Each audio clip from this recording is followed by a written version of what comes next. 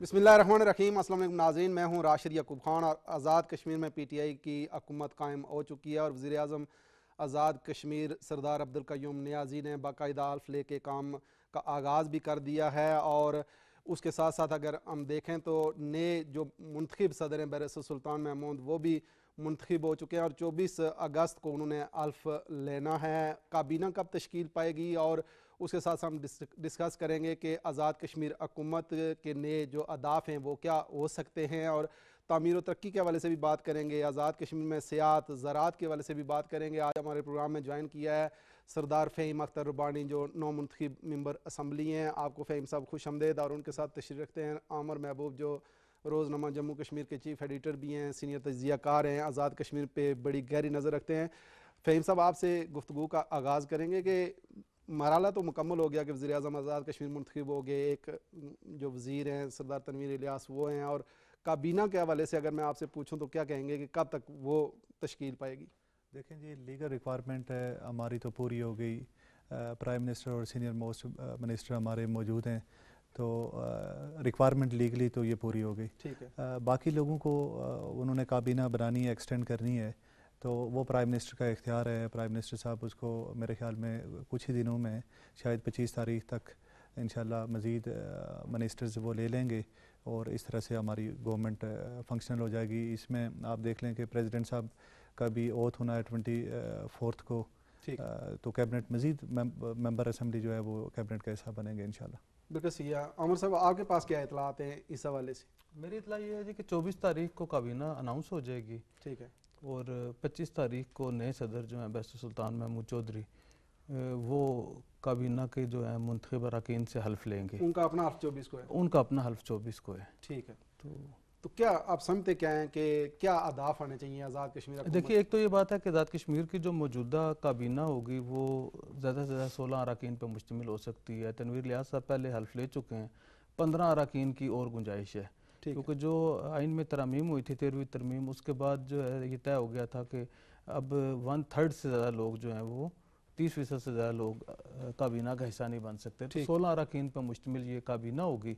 अब इसे देखना, अभी तो यही कहा जा रहा है कि पहले शायद 12 अरकान हल्फ लेंगे और उसके बाद जो है काबीना को बतदरीज एक्सटेंड किया जाएगा। तो उसमें मशीर भी हैं, 2 मशीर हैं, 4 जी? इसमें 2 मशीर हैं जो आइनी एतबार से जिन्हें एडवाइज़र है, 2 मामले खुसूसी हैं स्पेशल असिस्टेंट, और 5 पार्लिमानी सेक्रेटरीज की गुंजाइश होगी नए सिस्टम में। तो ये आप जो है आइंदा इस तरह का सेटअप होगा। तो जहाँ तक दूसरी बात है आपकी कि इनके अहदाफ क्या होने चाहिए, और मेरा ये ख्याल है कि जो पिछली हुकूमत के अच्छे इक़दाम हैं, जो अच्छे काम हैं, उन्हें भी इन्हें साथ बढ़ाना चाहिए और जो कमियां कोताहियाँ हैं उसे भी दूर करना चाहिए। और आज़ाद कश्मीर क्योंकि आबादी के एतबार से छोटा इलाका है, तो 40 लाख लोगों को अकोमोडेट करना मैं समझता हूँ आसान बात है। जैसे वज़ीर-ए-आज़म पाकिस्तान इमरान खान का विजन है, उसके मुताबिक अगर ये चाहा जाए और अच्छे तरीके से ये काम करें, मिलजुल के काम करें, तो मेरा ये ख्याल है कि आज़ाद कश्मीर को एक फलाही रियासत बनाने की तरफ बहुत अच्छे इक़दाम उठाए जा सकते हैं और आज़ाद कश्मीर की जो ज़रूरियात हैं वो भी पूरी की जा सकती हैं, और आज़ाद कश्मीर में जो मौजूद वसाइल हैं उनका भी भरपूर इस्तेमाल किया जा सकता है। इस हवाले से अब ये देखना पड़ेगा। एक तो ये बात है कि बैरिस्टर सुल्तान महमूद चौधरी के सदर बनने के बाद आज़ाद कश्मीर की सियासत में इस्तेकाम की तवक्को की जा रही है। जो पहले एक ख्याल था कि पार्टी जो है वो किसी जगह के ग्रोहबंदी का शिकार है या उनके नज़रअंदाज होने वाली जो बात थी, अब उसके बाद उनके सदारत संभालने के बाद मेरे ख्याल में पार्टी में इस्तेकाम आएगा और इन्हें बेहतर अंदाज से आइंदा जो है अवाम की तामीर व तरक्की और इंफ्रास्ट्रक्चर को बेहतर करने के लिए, और जो इन्होंने अपने इंतखाबी वादे किए हुए हैं, जो इन्होंने अपना मैनिफेस्टो दिया था, उसके ऊपर अगर ये काम करेंगे तो मेरा ये ख्याल है कि बेहतर अंदाज से किया जा सकता है। कुछ तरमीम जो हैं वो फ़ारूक हैदर साहब ने की थी, उसके ऊपर भी जिस जगह पे उन पर नज़रसानी की ज़रूरत है तो उनको भी शायद इन्हें रिव्यू करना होगा।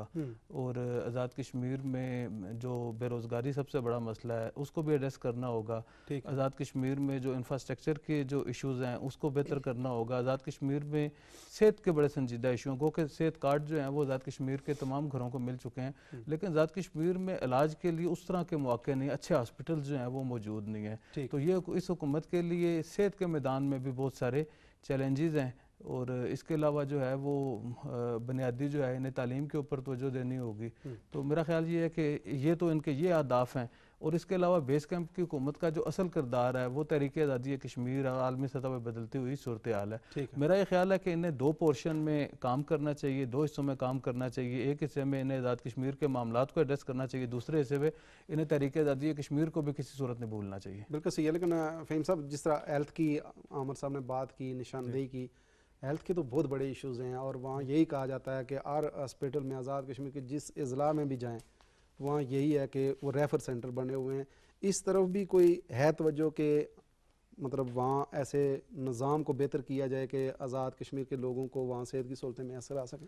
जी बिल्कुल, हमारी पॉलिसी का ऐसा है। एक तो पॉवर्टी एलिवेशन के हवाले से जिस तरह से अमर महबूब साहब ने बात की, इमरान खान साहब की बड़ी इंटरेस्ट ये रही कि आज़ाद कश्मीर से गुरबत के लिए क्या काम किया जा सकता है। रिसेंटली आपने देखा कि एक सर्वे हो रहा है, अभी भी शुरू है, कुछ दिनों में वो कंप्लीट होने जा रहा है।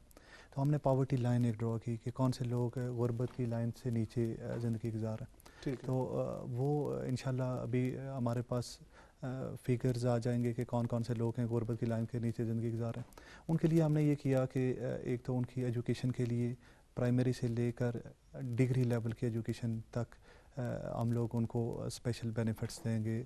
उनके लिए क्या क्या बेनिफिट्स हैं वो इंशाल्लाह किसी प्रोग्राम में मैं आपको बता भी दूंगा। वैसे मैं थोड़ा सा शार्ट आपको ब्रीफ ये कर देता हूँ कि प्राइमरी के जो हमारे बच्चे बच्चियाँ होंगे उनको 2500 से लेकर 3000 तक, और फिर इसी तरह जो मिडिल के जो 8th क्लास तक के बच्चे और बच्चियाँ होंगी इनको 3000 से 3500, और फिर जो हाई स्कूल के हैं वो 3500 से 4000 तक। ठीक है। इस तरह से फिर हमने जो यूनिवर्सिटी लेवल की एजुकेशन है, यूनिवर्सिटी लेवल की एजुकेशन को भी हमने कह दिया कि जो यूनिवर्सिटी को डायरेक्ट हम पे करेंगे वो तकरीबन 50,000 रुपये फ़ीस सेमेस्टर, यानी 1 लाख रुपये 1 साल का। ठीक है। इस तरह से गुरबत की लाइन से जो नीचे लोग ज़िंदगी बसर कर रहे हैं उनके लिए हमने ना सिर्फ एजुकेशन के लिए बल्कि उनको जिस तरह बेनज़ीर इनकम सपोर्ट्स प्रोग्राम में मंथली आपको उनको हम सपोर्ट करते थे, इस तरह से ये भी ऐड किया। साथ जो माजूर हैं किसी घर में ज़िंदगी बसर कर रहे हैं उनके लिए भी 2000 रुपये पर मंथ हमने डिक्लेयर किया। इस तरह से हमने एक प्लान बनाया कि वो लोग जो गुरबत की लाइन से नीचे ज़िंदगी बसर कर रहे हैं उनकी ज़िंदगी को कैसे आसान बनाया जा सकता है। ये एहसास प्रोग्राम के ज़रिए हम लोग स्टेप लेने जा रहे हैं। दूसरा बात ये थी कि जो हेल्थ का मामला है वो बड़ा इंपॉर्टेंट है। आप ये देख लें कि हेल्थ में हमने तमाम जो आज़ाद कश्मीर के शहरी हैं उनको हेल्थ कार्ड हमने इशू किए। अब अगला स्टेप ये था कि हेल्थ कार्ड को इस्तेमाल करने के लिए आज़ाद कश्मीर में जिस तरह से आपने जिक्र किया कि जो हॉस्पिटल्स हैं वो सिर्फ रेफ़र करके भेज देते हैं कि हमने किसी बड़े हॉस्पिटल में जाए, अभी तक लोगों में उस तरह की अवेयरनेस नहीं है कि हेल्थ कार्ड कौन कौन सी जगहों पे इस्तेमाल होते हैं। स्पेशल डेस्क भी कायम करेंगे और साथ जो हमारे हॉस्पिटल्स हैं स्पेशली डिस्ट्रिक्ट हेडक्वार्टर हॉस्पिटल्स, इसके ऊपर कोई कंप्रोमाइज़ नहीं है। इसको हम बहुत बेहतरी की तरफ लेके जाएंगे। स्पेशली जिस रीजन में हम लोग रहते हैं, स्पेशली प्लंदरी का जो डिस्ट्रिक्ट हेडक्वार्टर हॉस्पिटल है उसकी अगर आप पोजीशन देखें तो आप हैरान रह जाएंगे कि डिस्ट्रिक्ट हेडक्वार्टर हॉस्पिटल इस तरह का होता है, जिसमें हमारे मिनिस्टर साहब जो है वो मिनिस्टर हेल्थ भी हमारे ज़िले के रहे। तो हमारी पोजीशन कोई बेहतर नहीं है। तो हेल्थ क्या आप जिस सेक्टर में भी आप बात करेंगे उसमें बहुत बड़े पैमाने पर रिफॉर्म्स की ज़रूरत है। इंशाल्लाह आप कुछ दिनों में देखेंगे कि हमारी वहाँ पे मीटिंग्स भी होंगी और एक एक टॉपिक को लेके हम डिटेल के साथ एक्सप्लेन भी करेंगे कि इस शोबे में, इस डिपार्टमेंट में हम क्या क्या रिफॉर्म्स लेके आ रहे हैं। तो इंशाल्लाह हेल्थ को, हमारी हेल्थ और एजुकेशन प्रायोरिटी है। आपको पता है कि एक निसाब पूरे पाकिस्तान में लॉन्च होने जा रहा है, तो आज़ाद कश्मीर में भी एक ही निसाब हम लेके जाएंगे और उसमें कैसे इंप्रूवमेंट लेके आएंगे, टीचर्स की ट्रेनिंग कैसे होगी और बहुत सारी चीज़ें एजुकेशन में भी हमने करनी है। बिल्कुल सही है। लेकिन अमर साहब, आप समझते हैं कि जो दावे वादे पीटीआई ने किए हैं आज़ाद कश्मीर में वो कर पाएंगे, या दो बातें, माजी में जिस तरह हुकूमत फारूक हैदर साहब ने की उनकी गलतियों से ये सबक सीखेंगे? देखिए जी, इन्हें सबक सीखना चाहिए। अगर मैं आपको एक बात बताऊं कि फारूक हैदर साहब ने बहुत अच्छे काम किए। उनकी आईनी तरामीम, उनका इंफ्रास्ट्रक्चर जो है उसमें उन्होंने काफ़ी बेहतर लाया। इससे पहले पीपल पार्टी के दौर में उन्होंने एजुकेशन के लिए यूनिवर्सिटियाँ बनाई, मेडिकल कॉलेजेस बनाए, उन्होंने भी काम किए। लेकिन आप ये देखें कि उन्होंने क्योंकि जो वादे किए थे, जो अवाम को सुहाने ख्वाब दिखाए थे, जब उन्होंने वो पूरे नहीं किए तो दोनों जमातें जो हैं वो पहले बार पीपल पार्टी जो है 34-35 से 3-4 सीटों पे आ गई, ठीक है। और आज जो है वो 38 के स्कोर से फारूक हैदर साहब की जमात जो है या मियां नवाज शरीफ साहब की जमात 6 नशस्तों पे आ गई। ठीक बात। तो अगर तो ये वादे पूरे करेंगे तो ये बिल्कुल इनके लिए बेहतरी होगी। अगर ये वादे पूरे नहीं करेंगे अवाम के साथ तो ये भी कल 32 से 6 पे, 5 पे, 4 पे होंगे। तो ये फैसला तो ज़ाहिर है अवाम ने करना है, लेकिन इन्होंने एक मंशूर दिया और उस मंशूर के मुताबिक इन्हें काम करना है। और इनके पास जो है वो पोटेंशियल मौजूद है। एक तो हाइडल में बहुत पोटेंशियल मौजूद है, टूरिज़म में बहुत पोटेंशियल मौजूद है, IT के शोबे में हम आज़ाद कश्मीर को जो है वो जदीद खतूत पर इस्तवार कर सकते हैं, गुंजाइश बहुत है। अब ये देखना होगा कि वज़ीर-ए-आज़म जो है वो पहले तो वो खुद सरप्राइज़ किस्म के वज़ीर-ए-आज़म है, ये उनके लिए सरप्राइज़ है और उन्हें अभी उस फेज़ से निकलना चाहिए और चीज़ें देखनी चाहिए। और उसके बाद जो है उन्हें right man for right job के फार्मूले पे अमल दरामद करना होगा। और उन्हें ये बात ज़रूर देखनी चाहिए कि जिन लोगों को वो वज़ीर बना रहे हैं उन शोबों में उन लोगों की कोई सूझबूझ हो, उन्हें जो है वो पता होना चाहिए। एक तो ये बात है। उसके बाद ये है कि हमारा जो है वो ब्यूरोक्रेटिक जो सिस्टम है आज़ाद कश्मीर का, हमारा जो पुलिस का सिस्टम है, उसमें बहुत सारी बेहतरी की ज़रूरत है। इससे पहले जो है वो पसंद और नापसंद इलाकों और बरादरियों की बुनियाद पे लोग जो अहम पोस्टिंगें लेते रहे और अहम वजारतें रहते रहे। तो मेरा ये ख्याल है कि अगर इन्होंने बुनियादी इंसाफ की तरफ तवज्जो दी और इस बात से हट के कि किसी का कबीला क्या है और किसी का मगर सियासी किस जमात से तल्लक है, उसके बजाय अगर ये बेहतर अंदाज से काम करेंगे और मेरिट पे काम करेंगे तो मेरा ख्याल है कि इन्हें उस तरह के मसाइल का सामना नहीं होना चाहिए। और मेरा ये ख्याल है कि हमें तारीख़ से वैसे भी तमाम हुक्मरानों को और अवाम को तारीख़ से सबक सीखना चाहिए और इनसे तवक्को रखते हैं हम कि ये बेहतर अंदाज से काम करें ताकि इनके साथ वो हाल ना हो जो पिछलों के साथ हाल हो। लेकिन जो मुंतखब मेम्बरान असम्बली हैं, आप समझते हैं कि उनमें ऐसे लोग हैं जिनका विजन बड़ा क्लियर है और जिनको वज़ीर बनाने से बहुत ज़्यादा फ़वायद मिलेंगे और ऐसे शोबे जात दिए जाएंगे जिसकी वजह से कोई बेहतरी आएगी? देखें जी, एक तो प्राइमरी बात यह है कि आम सारे लोगों को जो वोट मिला वो इमरान खान के विजन के मुताबिक मिला। आपने जो चीज़ें इम्प्लीमेंट करनी है वो खान साहब के विजन के मुताबिक इम्प्लीमेंट करनी है। बहुत सारे लोग असम्बली में पहुंच गए, ये इनमें से सिलेक्शन करना पार्टी की ज़िम्मेदारी है, खान साहब की रिस्पॉन्सिबिलिटी है और मुझे पूरा यकीन है कि वो जो सिलेक्शन करेंगे वो बेहतरीन सिलेक्शन होगी। ठीक है। अब्दुल कयूम नियाज़ी साहब की जो प्राइम मिनिस्टर के लिए जो सिलेक्शन हुई, ये कोई सरप्राइजिंग बात उस तरह से नहीं थी। इसकी वजह यह है कि खान साहब ने कहीं पे पहले से डिक्लेयर नहीं किया हुआ था कि हमारा प्राइम मिनिस्टर कौन होगा। ये चीज़ डिक्लेयर थी कि मेंबर असेंबली में से कोई भी प्राइम मिनिस्टर बन सकता है। तो आज़ाद कश्मीर में मैं ये समझता हूँ कि उनका काफ़ी एक्सपीरियंस भी है, बाकी लोग भी उनके साथ, पूरी जमात उनके साथ खड़ी है, बेहतर तरीके से वो डिलीवर करेंगे। और मैं ये समझता हूँ कि अभी की जो पोजीशन है इसमें जिस शख्स को भी, जो भी मेंबर असेंबली है, उसको जो भी पोर्टफोलियो मिलेगा उसमें वो बेहतरीन डिलीवर करेगा। साथ एक बात मैं आपको ये बता दूँ कि सिर्फ हेल्थ कार्ड अगर वो अपने नुमाइंदों के ज़रिए मखसूस लोगों को देते तो आपकी वोट बैंक में, PTI के वोट बैंक में बहुत ज़्यादा इजाफा हो जाता। लेकिन खान साहब ने ये डिक्लेयर किया कि हर बंदे को हेल्थ कार्ड उन्होंने दिया। इवन के नॉन लीग के जो लीडर्स हैं आज भी उनकी जेब में चेक करें तो हेल्थ कार्ड मौजूद होगा। सही बात है।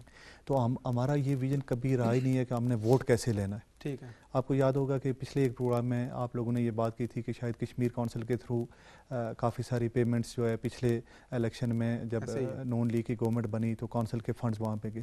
तो मैंने कहा कि हम फंड्स की बुनियाद पे कभी वोट नहीं लेंगे, ना वोट लेने के लिए जाएंगे कि आप जाली स्कीमें बना के लोगों से वोट ले लें। तो हमारा विजन ही तब्दीली का है। और ये लोग जो आपको मेंबर असेंबली अभी नज़र आ रहे हैं, जिस वक्त ये इनको पोर्टफोलियो मिलेगा और ये काम करेंगे तो आपको वाज़ेह फ़र्क नज़र आएगा। फ़ारूक हैदर साहब की जो पॉलिसी थी उसमें गुड गवर्नेंस की उन्होंने बात की, एंड पे वो एक काला कानून नाफज करके गए और वो उसको भी हम कंसीडर करेंगे कि इसका क्या हल निकालें। तो उन्होंने ये अनाउंस किया था कि ये जो लोग जिनके 2-2 दिन नौकरी हुई इनको परमानेंट करके जा रहे हैं, कोई रूल्स रेगुलेशन सारी चीज़ों को वायलेट करके। तो गुड गवर्नेंस तो कहीं पर नज़र नहीं आई। सिर्फ दावों की हद तक नज़र आई। और जहाँ पे डेवलपमेंट की बात करते हैं, आप कहीं ज़रूर जाके विज़िट करें, आपको पता चलेगा कि हमारा इंफ्रास्ट्रक्चर क्या कह रहा है। मैं पूरी गारंटी से ये बात यहाँ पे कह सकता हूँ कि इंशाल्लाह पाकिस्तान तहरीक इंसाफ की गवर्नमेंट में काफ़ी सारी इम्प्रूवमेंट्स आएंगी। हमने डेवलपमेंट सेक्टर के हवाले से हमारे साथ ही आपस में पार्लिमानी पार्टी में भी बहुत सारी डिस्कशन हुई। कुछ चीज़ें हैं जो प्री मैच्योर हैं, मैं यहाँ पे शायद आपको बता नहीं सकता, लेकिन अगले दिनों में इंशाल्लाह मैं बिल्कुल इसके ऊपर ब्रीफ भी करूँगा कि हम लोग किस साइड से चीज़ों को लेके जाएंगे। एक वाज़ेह फ़र्क आपको ज़रूर नज़र आएगा, और ये तमाम लोग जो आपको नज़र आ रहे हैं, ये जिस वक्त डिलीवर करते हुए आपको नज़र आएंगे तो आपको पता चलेगा कि वाकई ये तब्दीली के वाज़ेह असरात नज़र आना शुरू हो गया आज़ाद कश्मीर। बिल्कुल सही, लेकिन एहतसाब का निज़ाम नहीं होगा तो ये कैसे आज़ाद कश्मीर में उस तरीके से ये जो दावे इनके सही साबित होंगे? देखिए, एक तो ये बात है कि ये जो इनकी हुकूमत है वो बनी ही एहतसाब के नारे के ऊपर है कि हमने एहतसाब करना है। अब कैसे करना है और कब करना है ये तो इनकी तरजीहात होगी। मैं ये कह रहा हूँ कि अगर तो जो वादे दावे ये लोग करके आए हैं, अगर तो उसमें ये कामयाब हो जाते हैं तो ये बहुत अच्छी बात है। सारी कौम जो है इनके साथ होगी, सारे लोग इनके साथ होंगे। आज़ाद कश्मीर और पाकिस्तान का हर जो है वो जी शऊर इंसान जो है वो ये चाहता है कि आज़ाद कश्मीर में एहतसाब भी हो, आज़ाद कश्मीर के सारे मामलात में बेहतरी आए, हेल्थ सेक्टर में भी आए, एजुकेशन सेक्टर में भी आए, लॉ रिफॉर्म्स भी हों, इंफ्रास्ट्रक्चर भी बेहतर हो, गर्ज के टूरिज़म में आए, हाइड्रल में आए। लोग चाहते हैं कि हम तरक्की करें, और इतना खूबसूरत अल्लाह ने जो खिताब बनाया वो अच्छे जन्नत नज़ीर कहते हैं, तो इसमें जो है वो बहुत ज़्यादा लोग खुशहाली की तरफ जा सकते हैं। और मैं फिर कहता हूँ कि छोटा इलाका और कम आबादी होने की वजह से हम एक बहुत अच्छा पैगाम दे सकते हैं। आज़ाद कश्मीर को मॉडल स्टेट बना के मकबूजा कश्मीर के लोगों के लिए और दुनिया भर के लोगों के लिए कि पाकिस्तान के ज़ेर इंतज़ाम जो कश्मीर है उसमें हमने कितनी बेहतरी लाई है, और उसके जो असरात हैं वो दुनिया भर में और मसला कश्मीर के ऊपर भी बहुत बेहतर अंदाज से पढ़ सकते हैं। और ख़ुद उसी के रोल मॉडल को लेके आप पाकिस्तान में बाकी जगहों पे भी इसको इम्प्लीमेंट करके तरक्की की नई राह खोल सकते हैं लोगों के लिए। बिल्कुल सही है, लेकिन क्या आप समझते हैं कि एहतसाब की तरफ जाएंगे? जी बिल्कुल है। ये पाकिस्तान में आपको पता है कि एहतसाब के लिए काफ़ी शोर शराबा भी रहा, लेकिन इसके बावजूद खान साहब ने कहा कि एहतसाब होगा, और उन्होंने कहा कि पीटीआई के जो मेंबरान हैं इनका भी एहतसाब होगा, जो नहीं है उनका भी एहतसाब होगा। नहीं, लेकिन जो एहतसाब एक्ट में तरमीम की गई है उसको रिविजिट किया जाएगा? उसको रिविजिट किए बगैर हमारे आज़ाद कश्मीर का एहतसाब हो नहीं सकता। उस एक्ट को रिविजिट करना बहुत ही ज़रूरी है। ठीक है, क्या क्या रिफॉर्म्स लेके आनी है ये तो डिस्कशन की एक बात है, और इंशाल्लाह इसको आज़ाद कश्मीर में इस एक्ट में रिफॉर्म्स भी आएंगे, रिविजिट भी इसको करेंगे, और साथ आपको विद इन 6 मंथ आपको पता चलना शुरू हो जाएगा कि एहतसाब का अमल आज़ाद कश्मीर में शुरू हो गया। ये पूरे आज़ाद कश्मीर में हमने जो कैंपेन की उसमें एहतसाब का स्लोगन नंबर 1 पे था। ठीक है, तो एहतसाब का इदारा ही मजबूत नहीं होगा तो एहतसाब करेगा कौन?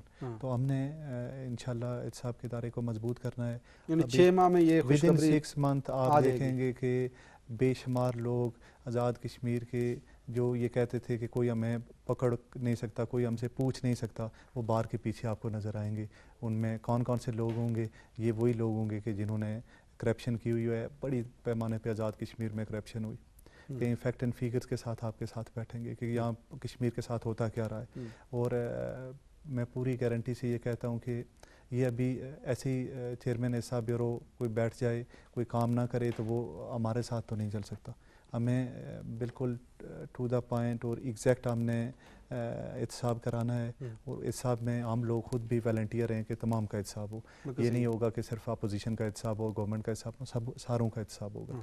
इसमें कोई कॉम्प्रोमाइज़ नहीं। लेकिन हमारे साहब जब इस तरह का अगर जज्बा है और ये मौजूद रहे तो फिर तो करप्शन होएगी नहीं उधर। देखें ना, अब 2 चीज़ें हैं इनके ऊपर। एक रिस्पॉन्सिबिलिटी है कि इनके ज़ेर साया ये जो टाइम है, ये जो टेन्योर है, इससे करप्शन से पाक किया जाए, और जो पिछला है उसे कैसे किया जाए। इस वक्त अमली तौर पे एहतसाब ब्यूरो जो है वो उसके दांत निकाल दिए गए हैं, उसे इख्तियार ही नहीं है कि वो उस तरह की जो है पकड़ धकड़ कर सके या लोगों को इन्वेस्टिगेट कर सके। एहतसाब ब्यूरो का जो है वो किसी को आज़ाद कश्मीर में डर नहीं है। आईनी एतबार से पाकिस्तान का जो एहतसाब ब्यूरो है वो आज़ाद कश्मीर में नहीं जा सकता। ठीक है, मौजूदा हुकूमत को 2 ताई अक्सरियत हासिल नहीं है। जितनी आईनी तरमीम एक बार हो चुकी हैं, उन्हें अगर दोबारा करना है तो उसके लिए इन्हें 2 तिहाई अक्सरियत दरकार होगी। ये खुद कानून के माहिर हैं, लेकिन जो एक जनरल परसेप्शन है। तीसरी ये बात है कि आज़ाद कश्मीर में एहतसाब करना कोई इतना आसान काम नहीं है जितना फ़हीम रब्बानी साहब कह रहे हैं। हम दुआ गो हैं अल्लाह ताला इन्हें इनके नेक मकासद में कामयाब करे। और आज़ाद कश्मीर का ऐसा कल्चर भी नहीं है राशिद साहब कि आप आज़ाद कश्मीर में एहतसाब के नाम पे किसी से सियासी इंतकाम ले सकें, क्योंकि आज़ाद कश्मीर का जो कल्चर है वो आज़ाद कश्मीर में रवादारी वज़ादारी का कल्चर है। आज़ाद कश्मीर में पाकिस्तान की तरह सियासतदान एक दूसरे के ख़िलाफ़ जो है वो ज़ुबान इस्तेमाल नहीं करते, एक दूसरे के ख़िलाफ़ जो है वो मखसूस जो हदूद हैं उसे क्रॉस नहीं करते। और आज़ाद कश्मीर के सियासी कल्चर में यह है कि तमाम तबकात जो हैं वो जो रेड लाइन है, जो हमारी एक माशरती रेड लाइन है, उसे कोई क्रॉस नहीं करता। इसलिए हमें कानून कायदे के अंदर रह के आज़ाद कश्मीर में चंद ब्यूरोक्रेट्स का और चंद सियासतदानों का एहतसाब है। आज़ाद कश्मीर में मैं इस बात से भी इतफाक़ नहीं करता फ़हीम साहब के, क्योंकि बहुत ज़्यादा करप्शन हुई है। मेरा ख्याल है कि चंद लोग थे और उनके गिर्द ही उन्हें गिरफ्त किया जाए तो वो ज़्यादा बेहतर रिज़ल्ट हो सकते हैं कि आप जो है वो मुख्तलिफ ये समझ लें कि शायद पूरी मुस्लिम लीग नून करप्ट थी या सारी पीपल पार्टी करप्ट थी या उससे पहले जितने मुस्लिम कॉन्फ्रेंस के लोग थे वो करप्ट थे। एक तो ये बात है। दूसरी ये बात है कि ये बड़ा ज़रूरी बात है कि एहतसाब कब से शुरू होना है।